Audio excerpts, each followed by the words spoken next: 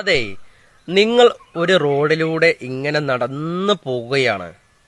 പലപ്പോഴൊക്കെ ആ റോഡിലൂടെ നിങ്ങൾ ഇങ്ങനെ നടന്നു പോകുന്ന സമയത്ത്, അല്ലെങ്കിൽ നിങ്ങൾ നിങ്ങളുടെ വാഹനം കൊണ്ട് യാത്ര ചെയ്യുന്ന സമയത്ത് നിങ്ങൾക്ക് കുറച്ച് ബുദ്ധിമുട്ടുണ്ട്.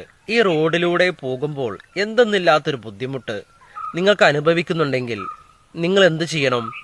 മറ്റൊരു റോഡ് നിങ്ങൾ തിരഞ്ഞെടുക്കണം. മറ്റൊരു റോഡ് നിങ്ങൾ അന്വേഷിക്കണം. എന്നിട്ട് ആ റോഡിലൂടെ നിങ്ങൾ യാത്ര ചെയ്യണം.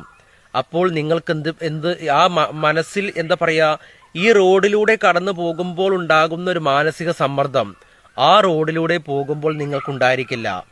അതുകൊണ്ട് നമ്മുടെ ജീവിത യാത്രയിൽ പലപ്പോഴൊക്കെ നമ്മുടെ യാത്രയിൽ ഇങ്ങനെ പോകുമ്പോൾ നമുക്ക് നമ്മുടെ ജോലിയിൽ സംതൃപ്തിയില്ലേ?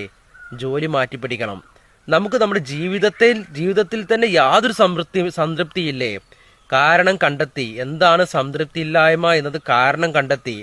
നമ്മുടെ സംതൃപ്തിയെ കുറയ്ക്കുന്ന കാരണങ്ങളുണ്ടല്ലോ, പ്രവൃത്തികളുണ്ടല്ലോ, ചിന്തകളുണ്ടല്ലോ, അതൊക്കെ അങ്ങോട്ട് മാറ്റി നിർത്താനുള്ള ഒരു മനസ്സും എന്താ പറയാ, ഒരു മനസ്സാണ് നമ്മൾ കെട്ടിപ്പടുത്തു നടത്തേണ്ടത്.